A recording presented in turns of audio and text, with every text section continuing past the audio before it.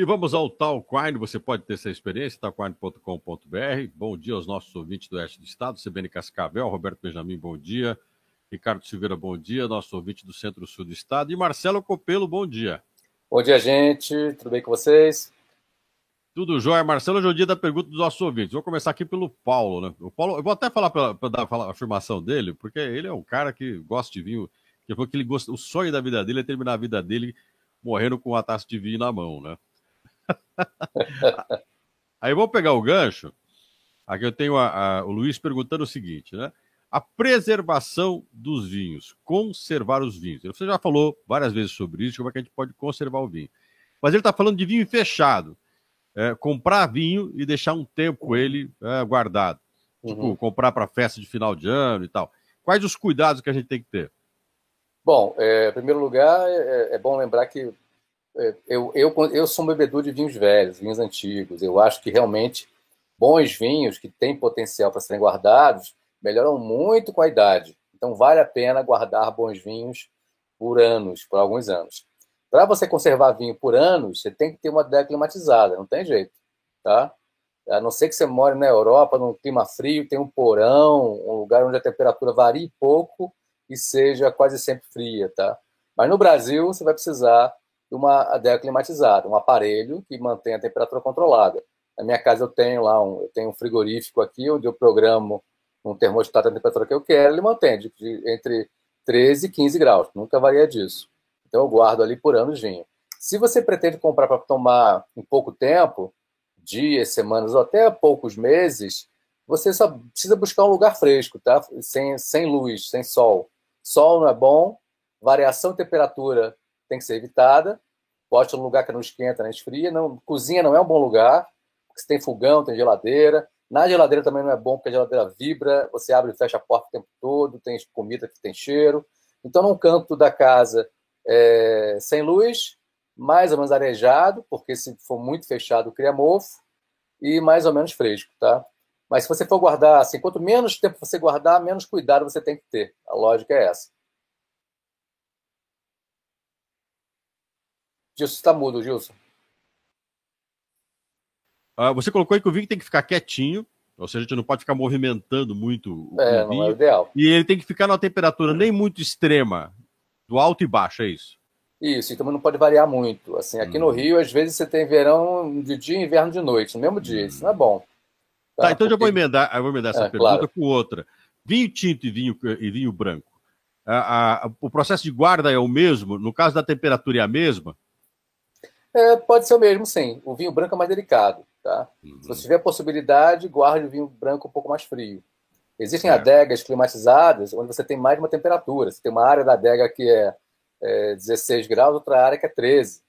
Então, isso é um preciosismo, tá? Mas se você puder, o vinho branco e os espumantes, os rosés, são mais delicados que os tintos.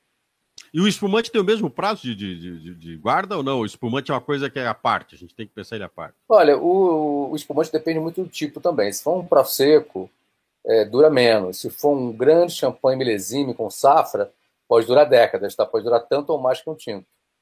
Mas os champanhes, os espumantes do dia a dia duram como um vinho branco, duram pouco, duram menos. Aí a durabilidade é questão de uva, por exemplo. Isso conta também, o Merlot, por exemplo, o Cabernet Sauvignon. Existe diferença? Sim, existe diferença e não é só uva, é todo o processo. O histórico do vinho, a região, como ele foi feito. Então, se você compra um grande Chateau de Bordeaux, Chateau Lafite, que já tem um histórico que é caríssimo, tem um histórico de durar séculos. Eu já participei de degustação de 100 safras, 100 anos do Lafite. Ele dura do século XIX, ainda bom até hoje. Isso é um extremo. Agora, se você tem um outro Bordeaux mais barato, geralmente, feito para ser tomado jovem, sem tanta maceração, uma acidez mais baixa, um tanino mais baixo, etc., ele vai durar poucos anos, 1 ano, 2 anos, 3 anos. A maioria dos vinhos que estão no mercado, acessíveis, é para tomar os tintos em 2, 3 até 6, 7, 8 anos, e os brancos de 1, 2, 3, 4 anos, entendeu? Poucos chegam no ideal aos 5, tá? A Renata Leonel entrou agora, perguntou o seguinte, olha que coisa legal, ela ganhou um vinho do Porto, já faz mais ou menos uns 3 anos. Tá bom para tomar? Dá para guardar mais tempo? Olha, vinho do Porto é outra categoria que dura bem mais, tá? É outro bicho, é outro animal. O vinho do Porto é fortificado, tem adição de aguardente e dura muito. Fechado, dura muito tempo. Aberto também dura mais do que um vinho normal. Agora, há categorias diferentes de vinho do Porto, viu? A gente tem os vinhos que a gente chama de volume, de entrada, mais baratos, que são o Ruby, ou Ruby, ou Tony, ou Tawny, que são mais simples, digamos. E tem o topo da pirâmide, que é o Vintage. O Vintage você guarda mais de 100 anos tranquilamente, sério, mais de 100 anos sem pressa, tá? Mas tem aquela coisa de posição dele também. Guardar não é guardar, tem um jeito de guardar também. Olha, o fato de, assim, o ideal para guardar por muito tempo é deitado, tá? Para umedecer a rolha, evitar a entrada de ar, mas isso é para longo prazo. Isso é anos, tá? Então, guardar ele em pé por até alguns anos não tem o menor problema. A valorização dessa questão do vinho, uma coisa importante aqui, ó. Uma pergunta sobre essa coisa da guarda, do vinho de guarda e o vinho de não guarda. Guarda significa vinho mais caro quase sempre ou não? É simplesmente essa condição? É a condição? Olha, tem uma... Não é regra, mas geralmente o de guarda é mais caro, tá? Certo. São vinhos feitos para durar mais.